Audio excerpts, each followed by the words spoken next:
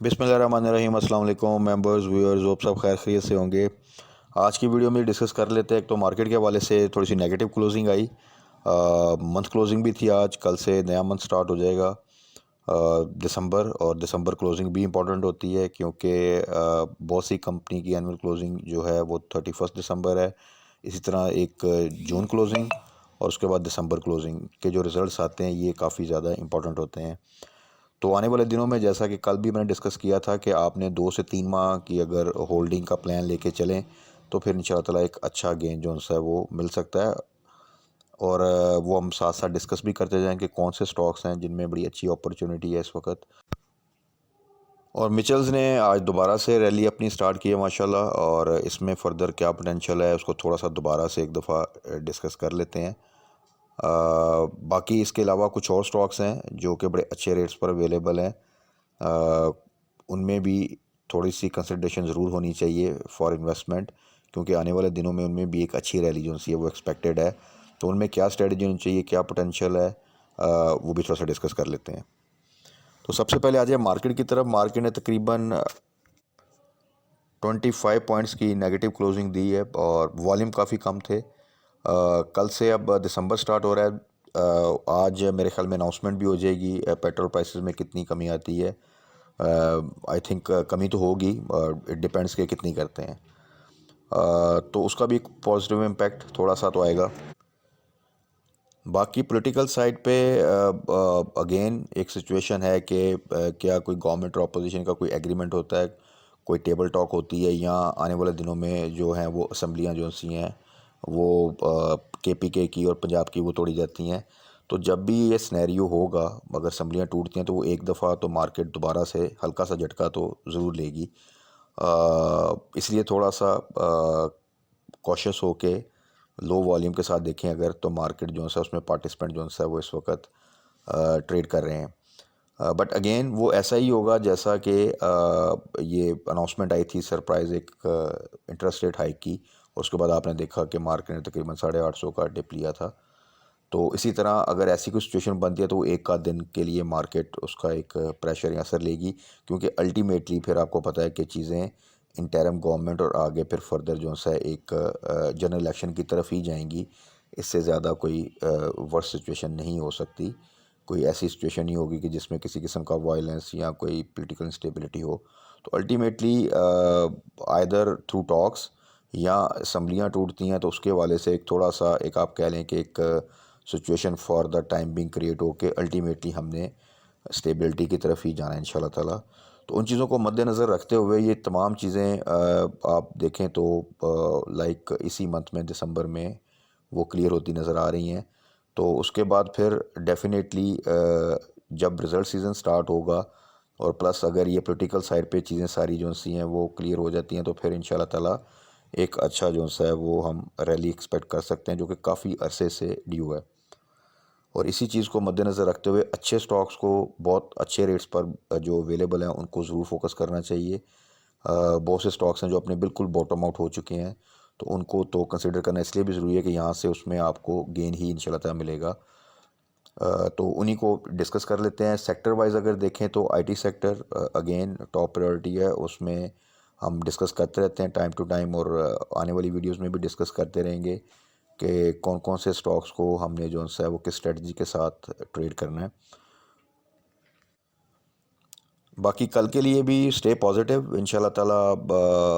जो एक immediate reaction था और जो प्रेशर था मार्केट ने लेना इंटरेस्ट रेट हाई का, वो भी ले चुकी। आगे अब पॉलिटिकल साइड पे भी थोड़ा सा भी चीज़ें साथ साथ जैसे जैसे चलेंगी उस तरह मार्केट अपना जो है वो बिहेव करेगी। But for the time being, for tomorrow specifically, आप जो है वो अपने स्टॉक्स को होल्ड करें, और स्ट्रेटजी वही रखें कि जहाँ पे आपका प्रॉफिट में आ रहे हैं वहाँ पे अगर आपने होल्डिंग करनी है तो स्टॉप लॉस के साथ होल्ड करना है।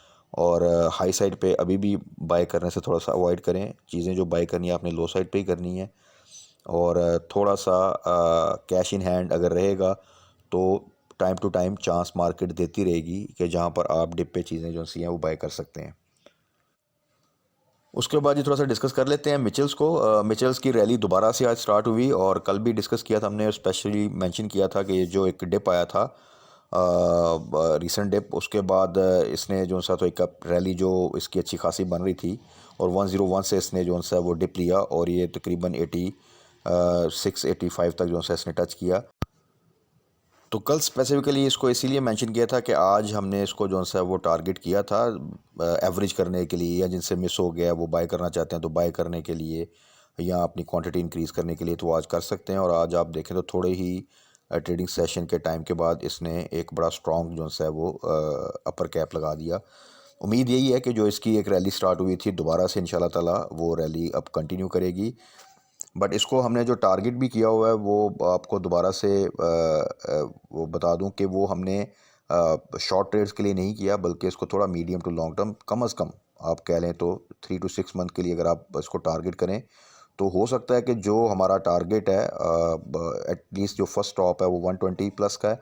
और अगर चीज़ें इसकी जो सी हैं वो पॉजिटिव साइड पे जाती हैं और आने वाले जो क्वार्टर के रिज़ल्ट हैं उनमें अगर जो इसने एक अच्छा खासा लॉस जो सा वो शो कराया था अपने 30 जून के रिज़ल्ट में, तो वो जो इस क्वार्टर का 30 सितंबर का रिज़ल्ट अभी इसका ड्यू है, उसमें अगर इम्प्रूवमेंट आती है तो फिर आप इसको 150 से ऊपर भी इंशाल्लाह ताला आने वाले दिनों में देख सकते हैं। तो वो हम साथ साथ डिस्कस भी कर लेंगे। तो अभी के लिए तो ये है कि आप इसको होल्ड करें एटलीस्ट फॉर 3 मंथ्स। अच्छा जी, इसी तरह कुछ और स्टॉक्स साइड आइटम ही हैं वो भी। उसमें क्रिशन स्टील, इसको पहले भी मैंने मेंशन किया था, दोबारा मेंशन कर रहा हूँ। 40 से नीचे बड़ी बेस्ट बाय है। इसकी रीसेंट मटेरियल इन्फॉर्मेशन आई थी जो मैंने डिस्कस की थी आपसे, जिसमें इनको एक मल्टी बिलियन पाक रुपीज़ का कॉन्ट्रैक्ट मिला है चाइना के साथ, और उसकी कमर्शियल प्रोडक्शन भी दिसंबर से स्टार्ट हो जाएगी। प्लस आने वाले दिनों में जो पाइपलाइन के जो प्रोजेक्ट्स हैं अगर वो स्टार्ट होते हैं तो वो भी डायरेक्ट बेनिफिट जो है वो क्रिस्टन स्टील को जाता है। बिकॉज ये स्टील से आप ये ना समझें क्योंकि कंस्ट्रक्शन एक्टिविटीज़ में ये ज़्यादा इन्वॉल्व हैं, ये पाइपलाइन प्रोजेक्ट्स उसकी मैन्युफैक्चरिंग में इन्वॉल्व हैं। सो जो काफ़ी अरसे से ऑयल एंड गैस सेक्टर में इन्वेस्टमेंट नहीं थी और इस तरह के प्रोजेक्ट्स नहीं आ रहे थे, जिसकी वजह से इसकी एक नेगेटिव अर्निंग आ रही थी, और इसकी जो प्राइस जो कि नॉर्मली अगर आप देखें तो ये तकरीबन रिसेंट टाइम्स में ये 60-70 से ऊपर ट्रेड करता था, तो इसलिए ये इस वक्त काफ़ी डाउन साइड पे था। तो अभी के लिए आने वाले दिनों में, आने वाले महीनों में अगर आप देखेंगे तो इसमें भी एक टर्न राउंड सिचुएशन बन जाएगी। तो फिर इसके लिए जो है वो 80-90 की प्राइस कोई बड़ी बात नहीं। तो उस लिहाज से अगर देखा जाए तो इस वक्त 40 से नीचे इसको बाय करना वो एक अच्छी इन्वेस्टमेंट कंसिडर की जा सकती है। उसके बाद है जी एक और स्टॉक, एग्री ऑटो इंडस्ट्रीज़। ये स्टॉक भी अगर आप इसका पिछले 7-8 साल का डाटा देखें तो इसने इस साल अपना कोई तकरीबन 8 साल का लो जो सा वो टच किया था 83, और अभी जो सा ये 90 से ऊपर आया है एक थोड़ा सा जंप लेकर। बट ये 100 से नीचे कोई भी प्राइस अगर आप ले लें इसकी तो वो बड़ी ही अच्छी बाइंग रेंज बनती है। बिकॉज इन नॉर्मल सर्कमस्टांसिस ये वो स्टॉक है जो 200 से ऊपर ट्रेड करता है। लिंक इसका क्योंकि ऑटो इंडस्ट्री से है, तो क्योंकि ऑटो इंडस्ट्री इस वक्त डाउन साइड पे है तो ये भी डाउन साइड पे आया हुआ है। लेकिन ये खाली सिर्फ आपकी कार मैन्युफैक्चर के साथ इसका लिंक नहीं है, ये बाइक मैन्युफैक्चर के लिए भी पार्ट्स बनाता है, ये ट्रैक्टर के लिए भी पार्ट्स बनाता है। तो मल्टीपल डिवर्सिफाइड किस्म की प्रोडक्ट रेंज है। तो इसलिए जैसे ही थोड़ी सी चीज़ें बेहतर होंगी तो इसमें आप बड़ी जल्दी एक वर्टिकल मूवमेंट देख सकते हैं। साइड आइटम है और बड़े अच्छे रेट पे अवेलेबल है, तो इसको भी आप कंसिडर कर सकते हैं। आई थिंक 90 के आसपास या 90 से बिलो अगर आता है अब तो वहाँ पर बड़ी अच्छी बाय बनती है। इवन 100 से नीचे भी अगर आप होल्डिंग कर सकते हैं कम से कम 3 से 6 माह तक, तो फिर जो सा है वो 100 से नीचे कोई भी प्राइस आपको मिले तो वहाँ पे आप इसको बाय कर सकते हैं। अभी जो इसकी प्राइस है वो 95 है, तो सो आप अभी इसको टारगेट कर लें 90 to 95 के दरमियान, जहाँ पे भी डिप पे आपको मिले तो वहाँ पे आप पार्शियल बाइंग स्टार्ट एटलीस्ट ज़रूर जो सी है वो कर सकते हैं। नेक्स्ट वन है जी मेरिट पैकेजिंग। मेरिट पैकेजिंग भी काफ़ी अरसे से एक्चुअली अपनी नेगेटिव ईपीएस दे रहा था, जिसकी वजह से काफ़ी लो रेट पे था। एक टाइम पे ये स्टॉक जब पॉजिटिव ईपीएस पे होता था तो ये 30+ की जो इसकी प्राइस है वो नॉर्मल प्राइस होती थी। तो अभी रिसेंट काफ़ी अरसे के बाद जो इसका 30 सितंबर का रिज़ल्ट आया है उसमें इसने काफ़ी अरसे के बाद पॉजिटिव ईपीएस शो किया है, और इसी साल ये तकरीबन 8 के करीब का लो लगा के इसने 14 का हाई लगाया है अभी रिसेंटली, और वहाँ से इसने डिप लिया भी तकरीबन 12 के आसपास आपको मिल सकता है। तो इसको भी आप टारगेट कर सकते हैं। आज की जो क्लोजिंग है इसकी वो 12.13 की है। 12 से नीचे मिले बहुत बेहतर है, 12 के आसपास भी मिले तो वहाँ पर आप बाय कर सकते हैं।